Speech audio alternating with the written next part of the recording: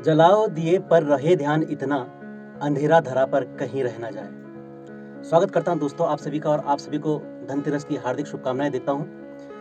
तो आज मेरे साथ बैठे हैं श्री लोकेश पोखरियाल जी।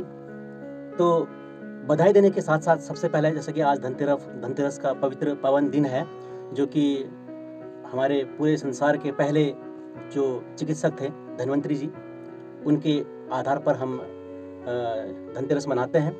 इसके साथ साथ सबसे जो हमारा कीमती जो धन होता है वो हमारा तन होता है।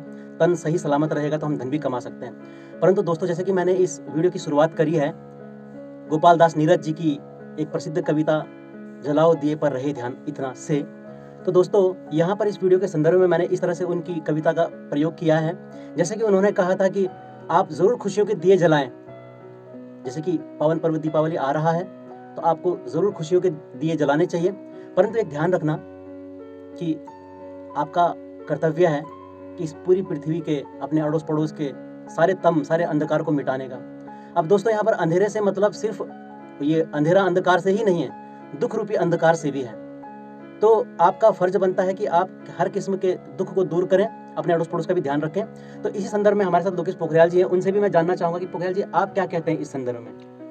धन्यवाद बिष्ट जी, आप हमारे गुरु जी भी हैं और बड़ी अच्छी बात पूछी इन्होंने, जो कि ये दुख रूपी अंधेरा है, इसको मिटाने के लिए हम कई तरह के जो है अपने आस पड़ोस, अपने दोस्त, अपने रिश्तेदार, अपने जो नज़दीकी लोग हैं उनका ये दुख दूर कर सकते हैं। अंधेरा वाला दुख दूर, जो बिष्ट जी ने कहा, वो इस तरह से भी है कि जैसे अब देखो, किसी के पास एक गरीब से लेकर अमीर तक, अमीर व्यक्ति तो है लक्ष्मी की जो है चांदी की, लक्ष्मी गणेश जी की चांदी की मूर्ति खरीद सकता है, लेकिन एक गरीब आदमी है तो कहाँ से खरीद नहीं सकता, लेकिन खरीदेगा तो उसे मिट्टी का जो है, जैसे दिए हुए हमारे जो गरीब जो कुम्हार लोग हैं वो दिए बेचते हैं, वो क्यों ना हम उन दियों का प्रयोग करें। वो मिट्टी की जो लक्ष्मी और गणेश जी की मूर्ति है, क्यों ना उनको खरीदा जाए। और छोटे छोटे जो हमारे दुकानदार हैं, हमारे जो कॉलोनी में और हमारे जो नज़दीक में छोटे छोटे बाजार हैं और कॉलोनी के बाजार, उसमें जो दुकानदार भाई लोग हैं, क्यों ना उनसे सामान खरीदा जाए। अब आप ये बताइए कि जो ऑनलाइन जो शॉपिंग होती है, इसके बारे में आप जरा कुछ कहो। हार्दिक स्वागत करता हूं मैं पोखरियाल जी के विचारों का। जैसे कि उन्होंने कहा कि छोटे दुकानदारों से, छोटे वितरकों से हमें सामान खरीदना चाहिए। उनका तात्पर्य यही था कि धनतेरस की इस पावन पर्व पर हर छोटा बड़ा, अमीर गरीब अपने पास कुछ जीविकोपार्जन के साधन बढ़ाना चाहता है। उनके भी घर में उनके परिवार बच्चे हैं, तो उनके बच्चों को भी एक इंतजार रहता है कि आज पापा कुछ खास तोहफा हमारे लिए उपहार लेकर के आएंगे। परंतु यदि उनकी कमाई ही नहीं होगी छोटे मोटे दुकानदारों की, तो किस तरह से वो अपने बच्चों के सपनों को, अपने बीवी के सपनों को पूरा कर पाएंगे। तो उनका एक इशारा था कि बजाय कि महंगे महंगे तोहफे उपहार खरीदने के, छोटे मोटे दुकानदारों को भी एक अवसर दिया जाए अपनी जीविकोपार्जन के साधन बढ़ाने का। तो जैसे कि उन्होंने कहा कि छोटे मोटे दुकानदारों से भी दिया हो गया, जैसे मिट्टी के बर्तन जो हो गए या जो मूर्तियाँ हो गई, वो ज़्यादा पवित्र भी मानी जाती हैं, ज़्यादा साफ सुथरे माने जाते हैं, और हमारे इस त्यौहार के हिसाब से वो ज़्यादा प्रतिकूल भी हैं देखा जाए तो। और मिट्टी के बर्तन हो गए, या क्या कहते हैं मिट्टी की मूर्तियाँ हो गई, ये ज़्यादा शुभ भी मानी जाती हैं। तो जैसा कि उन्होंने कहा कि हमें छोटे मोटे दुकानदारों से सामान ज़रूर खरीदना चाहिए। उनके भी घर में उनके बीवी बच्चे इंतजार करते हैं खुशियों के मनाने का।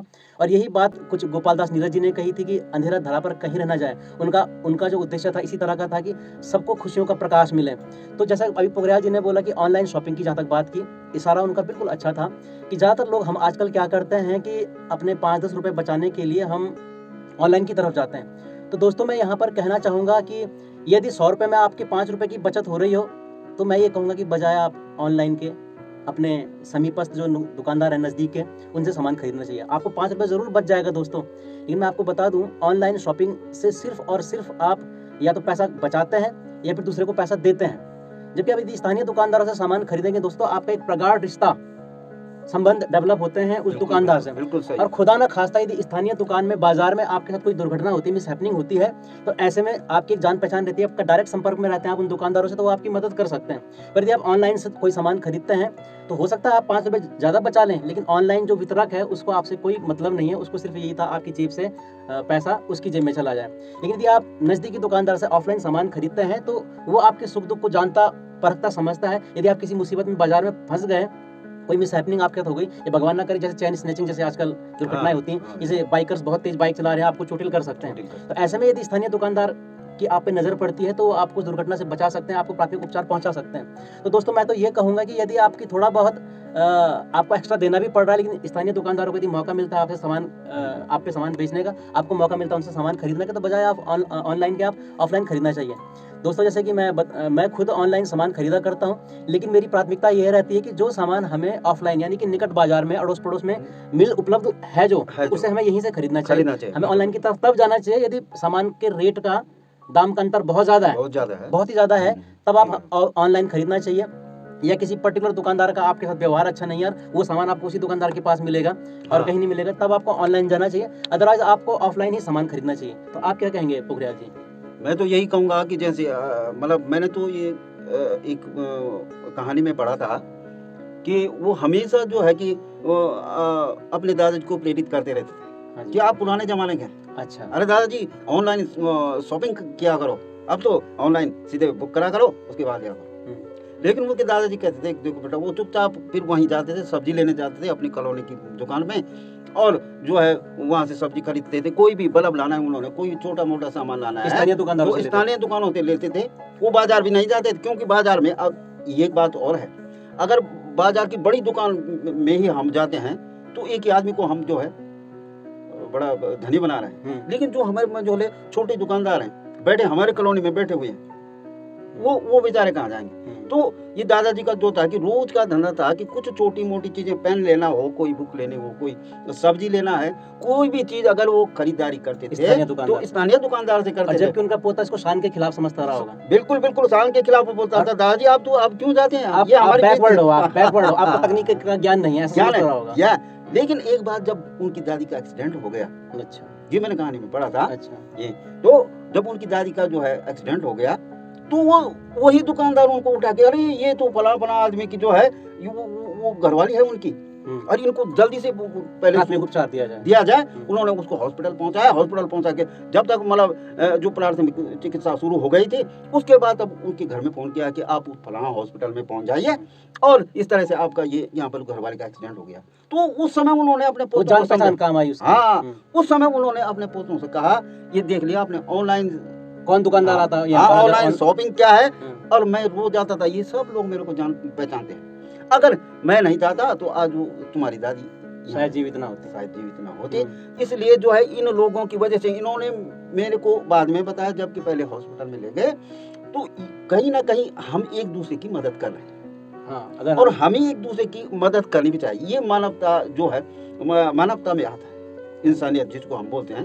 तो मानवता यही है कि हम एक इंसान की दूसरे इंसान मदद करें, और हो सके जो भी नुकसान या जो भी उसके पास है वो कुछ ना कुछ उसको दे सके, चाहे वो शिक्षा का हो, संगीत का हो। जैसे आप इतने लोगों को संगीत की शिक्षा बांट रहे हैं, बहुत अच्छा लगता है आपके साथ, है। तो यही है। तो अब करिए, आप क्या कह सकते हैं इसके बारे में और आगे? तो जैसा कि पोखरियाल जी ने एक कहानी के माध्यम से हमें बताया कि हमें ऑफलाइन स्थानीय दुकानदारों से भी सामान खरीदना चाहिए। बहुत सही उन्होंने ये कहानी बताई, बहुत सही तरीके से उन्होंने बात बताई। और मैं पुनः यही आपसे रिक्वेस्ट करूंगा, प्रार्थना करूंगा कि इस धनतेरस, इस दीपावली आप सामान स्थानीय दुकानदारों से भी ज़रूर खरीदें। उनके भी बच्चे उनके घर में इंतज़ार करते हैं, जैसे हमारे बच्चे हमारा इंतज़ार करते हैं कि आज पापा कुछ लेकर के आएंगे और हम खुशियाँ मनाएंगे। इसी तरह से जैसे कि दीपावली हो गया, धनतेरस हो गया, ये जो त्योहार हैं ही खुशियों के हैं, दुख दर्द बांटने के हैं, खुशियाँ लेने के हैं। तो हमारा एक परम कर्तव्य बनता है कि इस दीपावली, इस धनतेरस हम छोटे तबकों के, छोटे दुकानदारों को भी कुछ खुशियाँ, उनकी खुशियाँ बढ़ाने में उनका कुछ योगदान दे सकें। तो दोस्तों, आप सभी से इस प्रार्थना के साथ हम विदा लेते हैं और ये उम्मीद करते हैं कि आप स्थानीय दुकानदारों से भी सामान खरीद करके अपना योगदान जरूर देंगे। आप सभी का बहुत बहुत धन्यवाद।